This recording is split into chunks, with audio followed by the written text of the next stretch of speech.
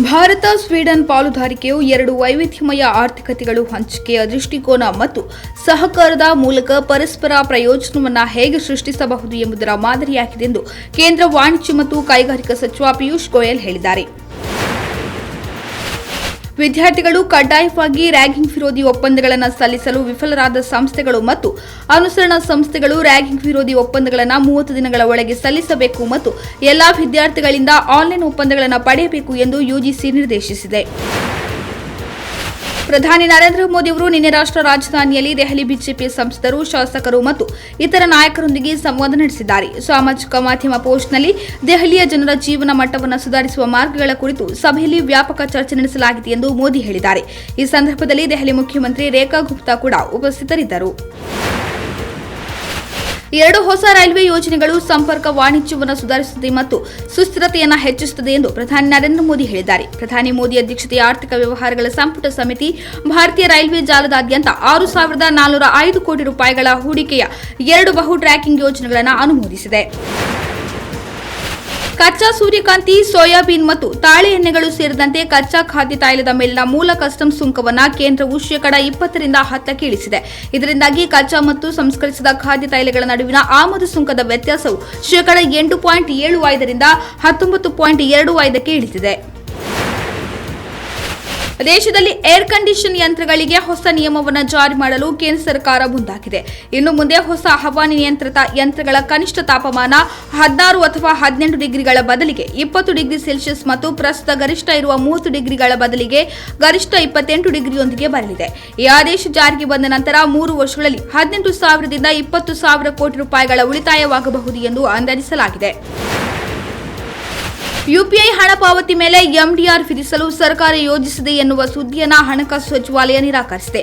3,000 ರೂಪಾಯಿಗಿಂತ ಹೆಚ್ಚಿನ ಮೌಲ್ಯದ ಯುಪಿಐ ಪಾವತಿಗೆ ಎಂಡಿಆರ್ ಹಾಕುವ ಪ್ರಸ್ತಾಪ ಇದೆ ಎನ್ನುವ ಸುದ್ದಿ ಇದು ಆಧಾರರಹಿತ ಹಾಗೂ ಊಹಾಪೋಹದ ಸುದ್ದಿ. ಸರ್ಕಾರಕ್ಕೆ ಅಂತಹ ಯಾವುದೇ ಆಲೋಚನೆ ಇಲ್ಲ ಎಂದು ಹಣಕಾಸು ಇಲಾಖೆ ತನ್ನ ಎಕ್ಸ್ ಪೋಸ್ಟ್ನಲ್ಲಿ ತಿಳಿಸಿದೆ. ಅಮೆರಿಕನ್ ಮೆಡಿಕಲ್ ಅಸೋಸಿಯೇಷನ್ನ 179 ವರ್ಷಗಳ ಇತಿಹಾಸದಲ್ಲಿ ಮೊದಲ ಬಾರಿಗೆ ಭಾರತ ಮೂಲದ ವ್ಯಕ್ತಿಯೊಬ್ಬರು ಈ ಸಂಸ್ಥೆಯ ಆಡಳಿತವನ್ನು ವಹಿಸಿಕೊಂಡಿದ್ದಾರೆ. ಡಾ ಶ್ರೀನಿವಾಸನ್ ಮುಕ್ಕಾಮಲ ಅಮೆರಿಕನ್ ಮೆಡಿಕಲ್ ಅಸೋಸಿಯೇಷನ್ ಅಧ್ಯಕ್ಷರಾಗಿ ಆಯ್ಕೆಯಾಗಿದ್ದಾರೆ. ಜನರು ಅವರನ್ನ ಪ್ರೀತಿಯಿಂದ ಬಾಬಿ ಮುಕ್ಕಾಮಲ ಎಂದು ಕರೆಯುತ್ತಾರೆ. ಕಿವಿಗಂಟಲು ತಜ್ಞರಾಗಿರುವ ಅವರು ಈಗ ಎಂಡಿ ಆಗಿದ್ದಾರೆ.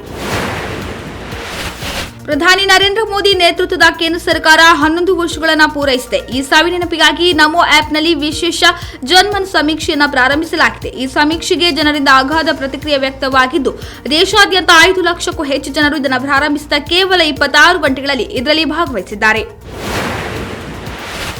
ಭಾರತ ಸೇರಿದಂತೆ ನೆರೆಹೊರೆ ದೇಶದಲ್ಲಿ ಭಯೋತ್ಪಾದನೆಗೆ ನೇರ ಕುಮ್ಮಕ್ಕು ನೀಡುತ್ತಿರುವ ಪಾಕಿಸ್ತಾನವನ್ನು ಭಯೋತ್ಪಾದನೆ ನಿಗ್ರಹದಲ್ಲಿ ಪಾಕಿಸ್ತಾನವು ನಮ್ಮ ಅತ್ಯಾಪ್ತ ರಾಷ್ಟ್ರವಾಗಿದೆ ಎಂದು ಅಮೆರಿಕ ಹೇಳಿದೆ. ಜೊತೆಗೆ ಭಾರತದ ಜೊತೆ ನಾವು ಸಂಬಂಧ ಹೊಂದುವ ಸಲುವಾಗಿ ಪಾಕಿಸ್ತಾನದ ಜೊತೆ ನಂಟು ಹೊಂದುವಂತಿಲ್ಲ ಎಂದು ಹೇಳಲಾಗದು ಎಂದು ಹೇಳಿದ್ದಾರೆ. ಈ ಬಗ್ಗೆ ಅಮೆರಿಕ ಸಂಸತ್ತಿನ ಸಶಸ್ತ್ರ ಪಡೆಗಳ ಸಮಿತಿ ಮುಂದೆ ಹಾಜರಾಗಿ ಮಾತನಾಡಿದ ಅಮೆರಿಕ ಸೇನೆಯ ಕೇಂದ್ರ ಕಮಾಂಡ್ನ ಮುಖ್ಯಸ್ಥ ಮೈಕೆಲ್ ಕುರಿಲಾ, ನಾವಿಬ್ಬರು ಉಗ್ರವಾದದ ವಿರುದ್ಧ ಜಂಟಿಯಾಗಿ ಹೋರಾಡುತ್ತಿದ್ದೇವೆ. ಅದಕ್ಕಾಗಿ ನಮ್ಮ ಗುಪ್ತಚರ ಮಾಹಿತಿ ಪಾಕ್ ಬಳಿ ಹಂಚಿಕೊಂಡಿದ್ದೇವೆ. ಪಾಕ್ ತನ್ನ ಪಶ್ಚಿಮ ಗಡಿಯಲ್ಲಿ ಐಸಿಸ್ ಖಾರೋಸನ್ ಉಗ್ರರ ವಿರುದ್ಧ ಹೋರಾಡುತ್ತಿದೆ. ಅಮೆರಿಕದ ವಾಂಟೆಡ್ ಲಿಸ್ಟ್ನಲ್ಲಿದ್ದ ಉಗ್ರ ಮೊಹಮ್ಮದ್ ಶರೀಫುಲ್ಲಾನನ್ನ ಹಸ್ತಾಂತರಿಸಿದೆ ಎಂದು ಗುಣಗಾನ ಮಾಡಿದ್ದಾರೆ. ನಾರ್ವೆಯ ಮಾಜಿ ಹವಾಮಾನ ಮತ್ತು ಪರಿಸರ ಸಚಿವ ಎರಿಕ್ ಸೋಲ್ಹೆಮ್ ಅವರು ಭಾರತದ ಜಮ್ಮು ಮತ್ತು ಕಾಶ್ಮೀರದಲ್ಲಿ ಇತ್ತೀಚೆಗೆ ಪ್ರಧಾನಿ ನರೇಂದ್ರ ಮೋದಿ ಅವರು ಉದ್ಘಾಟಿಸಿದ ವಿಶ್ವದ ಅತಿ ಎತ್ತರದ ರೈಲ್ವೆ ಕಮಾನು ಸೇತುವೆಯಾದ ಚೆನಾಬ್ ರೈಲ್ವೆ ಸೇತುವೆಯನ್ನು ಹೊಗಳಿದ್ದಾರೆ. ಈ ಕುರಿತು ತಮ್ಮ ಎಕ್ಸ್ ಸಾಮಾಜಿಕ ಮಾಧ್ಯಮದಲ್ಲಿ ಇನ್ಕ್ರೆಡಿಬಲ್ ಇಂಡಿಯಾ ಎಂದು ಬರೆದು ಪೋಸ್ಟ್ ಒಂದನ್ನು ಹಂಚಿಕೊಂಡಿದ್ದಾರೆ. ಕರ್ನಾಟಕದ ತೋತಾಪುರಿ ಮಾವು ಖರೀದಿ ನಿಷೇಧಿಸಿ ಆಂಧ್ರಪ್ರದೇಶದ ಚಿತ್ತೂರು ಜಿಲ್ಲಾಡಳಿತ ಹೊರಡಿಸಿದ್ದ ಆದೇಶ ಕೋಲಾರ ಮತ್ತು ಚಿಕ್ಕಬಳ್ಳಾಪುರದ ರೈತರನ್ನ ಸಂಕಷ್ಟಕ್ಕೆ ಸಿಲುಕಿಸಿದೆ. ಇದರ ಬೆನ್ನಲ್ಲೇ ಮಧ್ಯಪ್ರವೇಶ ಮಾಡಿದ ಕರ್ನಾಟಕ ಸರ್ಕಾರದ ಮುಖ್ಯ ಕಾರ್ಯದರ್ಶಿ ಶಾಲಿನಿ ರಜನೀಶ್ ಆಂಧ್ರಪ್ರದೇಶ ಸರ್ಕಾರಕ್ಕೆ ಪತ್ರ ಬರೆದು ನಿಷೇಧ ಹಿಂಪಡೆಯುವಂತೆ ಮನವಿ ಮಾಡಿದ್ದಾರೆ. ಇದೀಗ ಖುದ್ದು ಸಿಎಂ ಸಿದ್ದರಾಮಯ್ಯ ಕರ್ನಾಟಕದ ರೈತರ ನೆರವಿಗಾಗಿ ಅಖಾಡಕ್ಕೆ ಇಳಿದಿದ್ದಾರೆ. ಚಿತ್ತೂರು ಜಿಲ್ಲಾಡಳಿತವು ಕರ್ನಾಟಕದ ತೋತಾಪುರಿ ಮಾವು ಖರೀದಿ ಮೇಲೆ ಹೇರಿದ್ದ ನಿರ್ಬಂಧವನ್ನು ತೆರವುಗೊಳಿಸುವಂತೆ ಜಿಲ್ಲಾಡಳಿತಕ್ಕೆ ಸೂಚಿಸಬೇಕು ಎಂದು ಆಂಧ್ರಪ್ರದೇಶದ ಮುಖ್ಯಮಂತ್ರಿ ಚಂದ್ರಬಾಬು ನಾಯ್ಡು ಅವರಿಗೆ ಪತ್ರ ಬರೆದಿದ್ದಾರೆ. ಚಿನ್ನಸ್ವಾಮಿ ಕ್ರೀಡಾಂಗಣದ ಹೊರಗೆ ಕಾಲ್ತುಳಿತ ಸಂಭವಿಸಿ 11 ಮಂದಿ ಸಾವನ್ನಪ್ಪಿದ ಪ್ರಕರಣಕ್ಕೆ ಸಂಬಂಧಿಸಿದಂತೆ ರಾಷ್ಟ್ರೀಯ ಮಾನವ ಹಕ್ಕುಗಳ ಆಯೋಗಕ್ಕೆ ವಿಪಕ್ಷ ನಾಯಕ ಆರ್ ಅಶೋಕ್ ಪತ್ರ ಬರೆದಿದ್ದಾರೆ. ತುರ್ತು ಮಧ್ಯಪ್ರವೇಶ ಕೋರಿ ಮಾನವ ಹಕ್ಕುಗಳ ಆಯೋಗಕ್ಕೆ ಪತ್ರ ಬರೆದ ಅಶೋಕ್ ಜನಸಂದಣಿ ನಿರ್ವಹಣೆ, ಭದ್ರತೆ, ಅಗತ್ಯ ಸೌಲಭ್ಯಗಳಲ್ಲಿನ ಸ್ಪಷ್ಟ ಲೋಪಗಳ ಬಗ್ಗೆ ಸಮಗ್ರ ತನಿಖೆ ನಡೆಸುವಂತೆ ಮನವಿ ಮಾಡಿದ್ದಾರೆ.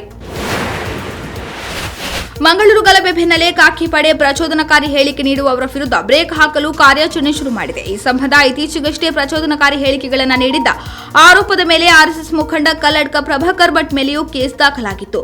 ಇದೀಗ ಸಾಮಾಜಿಕ ಕಾರ್ಯಕರ್ತ ಚಕ್ರವರ್ತಿ ಸುಲಿಬೆಲೆಗೆ ಬ್ರೇಕ್ ಹಾಕಲು ಪೊಲೀಸ್ ಇಲಾಖೆ ಮುಂದಾಗಿದೆ ಎನ್ನಲಾಗುತ್ತಿದೆ. ಈ ಬಗ್ಗೆ ಪ್ರತಿಕ್ರಿಯಿಸಿ ಬಿಜೆಪಿ ರಾಜ್ಯಾಧ್ಯಕ್ಷ ಬಿವೈ ವಿಜಯೇಂದ್ರ ಅವರು ಟ್ವೀಟ್ ಮಾಡಿದ್ದು, ಕಾಂಗ್ರೆಸ್ ಸರ್ಕಾರ ಅಧಿಕಾರಕ್ಕೆ ಬಂದ ನಂತರ ಹಿಂದೂ ಕಾರ್ಯಕರ್ತರನ್ನು ಗುರಿಯಾಗಿಸಿ ಪೊಲೀಸ್ ವ್ಯವಸ್ಥೆಯನ್ನು ದುರ್ಬಳಕೆ ಮಾಡಿಕೊಂಡು ಕಿರುಕುಳ ನೀಡುತ್ತಿದೆ ಎಂದು ಆಕ್ರೋಶ ಹೊರಹಾಕಿದ್ದಾರೆ. ಚಿಕ್ಕಬಳ್ಳಾಪುರ ಜಿಲ್ಲೆಯ ಗೌರಿಬಿದನೂರಿನ ನೇತಾಜಿ ತಾಲೂಕು ಕ್ರೀಡಾಂಗಣದಲ್ಲಿ ಮುಖ್ಯಮಂತ್ರಿ ಸಿದ್ದರಾಮಯ್ಯ ಅವರು ಪ್ರಧಾನಮಂತ್ರಿ ಕುಸುಮ್ ಸಿ ಸೌರ ಯೋಜನೆಯನ್ನು ಅಧಿಕೃತವಾಗಿ ಉದ್ಘಾಟಿಸಿದ್ದಾರೆ. ಯೋಜನೆಗೆ ಚಾಲನೆ ನೀಡಿದ ನಂತರ ಮಾತನಾಡಿದ ಅವರು, ಕುಸುಮ್ ಸಿ ಯೋಜನೆಯ ಮೊದಲ ಹಂತದಡಿಯಲ್ಲಿ ಡಿಸೆಂಬರ್ ಅಂತ್ಯದ ವೇಳೆಗೆ ಪ್ರತಿದಿನ 2400 ಮೆಗಾವ್ಯಾಟ್ ವಿದ್ಯುತ್ ಉತ್ಪಾದಿಸುವ ಗುರಿಯನ್ನು ರಾಜ್ಯವು ಹೊಂದಿದ್ದು, ಪ್ರಸ್ತುತ 200 ಮೆಗಾವ್ಯಾಟ್ ವಿದ್ಯುತ್ ಉತ್ಪಾದಿಸಲಾಗುತ್ತದೆ ಎಂದು ಹೇಳಿದ್ದಾರೆ. ಆರ್ಸಿಬಿ ಐಪಿಎಲ್ ಟ್ರೋಫಿ ವಿಜಯೋತ್ಸವದ ವೇಳೆ ಚಿನ್ನಸ್ವಾಮಿ ಸ್ಟೇಡಿಯಂ ಹೊರಗೆ ಸಂಭವಿಸಿದ ಕಾಲ್ತುಳಿತದಲ್ಲಿ 11 ಮಂದಿ ಮೃತಪಟ್ಟ ವಿಚಾರವಾಗಿ ಇದೀಗ ಕರ್ನಾಟಕ ರಾಜ್ಯ ಮಕ್ಕಳ ಹಕ್ಕುಗಳ ಆಯೋಗ ಕೂಡ ಸ್ವಯಂ ಪ್ರೇರಿತ ಪ್ರಕರಣ ದಾಖಲಿಸಿಕೊಂಡಿದೆ. ಕಾಲ್ತುಳಿತ ಸಂದರ್ಭದಲ್ಲಿ ಮಕ್ಕಳಿಗೂ ಹಾನಿಯಾಗಿರುವ ಶಂಕೆ ಇದೆ. ಹೀಗಾಗಿ ಪ್ರಕರಣ ದಾಖಲಿಸಿಕೊಂಡು ತನಿಖೆ ನಡೆಸಲಾಗುತ್ತಿದೆ ಎಂದು ಮಕ್ಕಳ ಹಕ್ಕುಗಳ ಆಯೋಗ ತಿಳಿಸಿದೆ. ಅಷ್ಟೇ ಅಲ್ಲದೆ ಎಷ್ಟು ಮಕ್ಕಳಿಗೆ ತೊಂದರೆಯಾಗಿದೆ ಎಂಬ ಬಗ್ಗೆ ಮಾಹಿತಿ ನೀಡುವಂತೆ ಸಿಐಡಿಗೆ ಪತ್ರ ಬರೆದಿದೆ. ಅಮೆರಿಕದಲ್ಲಿ ಜೂನ್ 14ರಂದು ನಡೆಯಲಿರುವ ಸೇನಾ ದಿನಕ್ಕೆ ಪಾಕಿಸ್ತಾನ ಸೇನಾ ಮುಖ್ಯಸ್ಥ ಅಸೀಂ ಮುನೀರ್ನನ್ನು ಆಹ್ವಾನಿಸಲಾಗಿದೆ. ಪಹಲ್ಗಾಮ್ ದಾಳಿ ಬಳಿಕ ಪಾಕಿಸ್ತಾನ ಹಾಗೂ ಭಾರತದ ಸಂಬಂಧ ಹದಗೆಟ್ಟಿದೆ. ಮತ್ತೊಂದೆಡೆ ಅಮೆರಿಕ ಚೀನಾ ನಡುವಿನ ಸಂಬಂಧ ಕೂಡ ಹಳಿಸಿದೆ. ಈ ಸಮಯದಲ್ಲಿ ಪಾಕಿಸ್ತಾನಕ್ಕೆ ಅಮೆರಿಕ ಸರ್ಕಾರ ಹೆಚ್ಚು ಮನ್ನಣೆ ನೀಡುತ್ತಿರುವುದು ಭಾರತ ಹಾಗೂ ಚೀನಾಕ್ಕೆ ತಲೆನೋವಾಗಿ ಪರಿಣಮಿಸಿದೆ. ಖ್ಯಾತ ವಿಜ್ಞಾನಿ ಮತ್ತು ಭಾರತೀಯ ಬಾಹ್ಯಾಕಾಶ ಸಂಶೋಧನಾ ಸಂಸ್ಥೆಯ ಮಾಜಿ ಅಧ್ಯಕ್ಷರಾದ ಎಸ್ ಸೋಮನಾಥ್ ಅವರನ್ನ ಬೆಂಗಳೂರಿನ ಖಾಸಗಿ ಸಂಸ್ಥೆಯಾದ ಚಾಣಕ್ಯ ವಿಶ್ವವಿದ್ಯಾಲಯದ ನೂತನ ಕುಲಪತಿಯಾಗಿ ನೇಮಕ ಮಾಡಲಾಗಿದೆ. ವಿಶ್ವವಿದ್ಯಾಲಯದ ಪ್ರಕಟಣೆಯ ಪ್ರಕಾರ ಅವರು ಜೂನ್ 12ರಂದು ಅಧಿಕೃತವಾಗಿ ಅಧಿಕಾರ ವಹಿಸಿದ್ದಾರೆ. ಈ ಮೂಲಕ ಅವರು ಸ್ಥಾಪಕ ಕುಲಪತಿ ಪ್ರೊಫೆಸರ್ ಎಂಕೆ ಶ್ರೀಧರ್ ಅವರ ಸ್ಥಾನವನ್ನು ತುಂಬಲಿದ್ದಾರೆ. ರೋಹಿತ್ ಶರ್ಮಾ ಮತ್ತು ವಿರಾಟ್ ಕೊಹ್ಲಿ ಟೆಸ್ಟ್ ಕ್ರಿಕೆಟ್ನಿಂದ ನಿವೃತ್ತರಾದ ನಂತರ ಜೂನ್ 20ರಂದು ಆರಂಭವಾಗಲಿರುವ ಇಂಗ್ಲೆಂಡ್ ವಿರುದ್ಧದ ಟೆಸ್ಟ್ ಸರಣಿಗೆ ಭಾರತ ಭರ್ಜರಿ ತಯಾರಿ ನಡೆಸುತ್ತಿದೆ. ತಂಡ ಘೋಷಣೆಯಾದಾಗಿನಿಂದ ಲೀಡ್ಸ್ನಲ್ಲಿ ನಡೆಯಲಿರುವ ಮೊದಲ ಟೆಸ್ಟ್ಗೆ ಭಾರತ ಹೇಗೆ ಆಡಬಹುದು ಎಂಬುದರ ಕುರಿತು ಬಹಳಷ್ಟು ಸುದ್ದಿ ಹರಿದಾಡುತ್ತಿದೆ. ಇತ್ತೀಚೆಗೆ ಕೆಲವು ಭಾರತೀಯ ತಾರೆಯರು ಇಂಗ್ಲೆಂಡ್ ಲಯನ್ಸ್ ವಿರುದ್ಧ 2 ಅನಧಿಕೃತ ಟೆಸ್ಟ್ಗಳನ್ನು ಆಡಿದ್ದಾರೆ.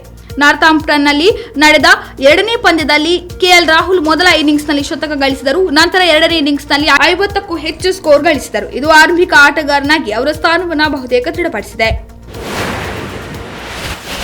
ಕಮರ್ಷಿಯಲ್ ಸಿನಿಮಾಗಳ ಮಧ್ಯೆ ಪೌರಾಣಿಕ ಹಾಗೂ ಸದ್ಗುರುಗಳ ಜೀವನ ಆಧರಿಸಿದ ಚಿತ್ರಗಳು ಬರುತ್ತಿಲ್ಲ ಎಂಬ ಮಾತುಗಳು ಕೇಳಿಬರುತ್ತಿರುವ ಹೊತ್ತಲ್ಲಿ ನಾಡಿನ ಪ್ರಸಿದ್ಧ ಹರಿದಾಸರ ಜೀವನ ಚರಿತ್ರೆಯನ್ನ ನಿರ್ದೇಶಕ ಮಧುಸೂದನ್ ಹವಲ್ದಾರ್ ಅವರು ಪ್ರೇಕ್ಷಕರಿಗೆ ಪರಿಚಯಿಸುತ್ತಿದ್ದಾರೆ. ದಾಸಶ್ರೇಷ್ಠರಾದ ಶ್ರೀ ಜಗನ್ನಾಥ ದಾಸರು, ಶ್ರೀ ವಿಜಯದಾಸರು, ಶ್ರೀ ಮಹಿಪತಿ ದಾಸರು, ಶ್ರೀ ಪ್ರಸನ್ನ ವೆಂಕಟದಾಸರು ಸೇರಿ ಮುಂತಾದ ಮಹಾಮಹಿಮರ ಕುರಿತಾದ ಚಿತ್ರಗಳು ಈಗಾಗಲೇ ಬಿಡುಗಡೆಯಾಗಿವೆ. ಪ್ರಸ್ತುತ ಶ್ರೀ ಜಗನ್ನಾಥ ದಾಸರ ಭಾಗ 2 ಚಿತ್ರ ಸಹ ತೆರೆಗೆ ಬರಲು ಸಿದ್ಧವಾಗಿದ್ದು, ಇತ್ತೀಚೆಗೆ ಹಾಡುಗಳು ಅನಾವರಣಗೊಂಡಿವೆ. ಇತ್ತೀಚೆಗೆ ನಡೆದ ಅದ್ದೂರಿ ಸಮಾರಂಭದಲ್ಲಿ ಮಂತ್ರಾಲಯ ಮಠಾಧೀಶರಾದ ಶ್ರೀ ಸುಬುಧೇಂದ್ರ ತೀರ್ಥ ಶ್ರೀಪಾದಂಗಳರವರು ಶ್ರೀ ಜಗನ್ನಾಥ ದಾಸರು ಭಾಗ 2 ಚಿತ್ರದ ಹಾಡುಗಳನ್ನು ಬಿಡುಗಡೆ ಮಾಡಿದ್ದಾರೆ.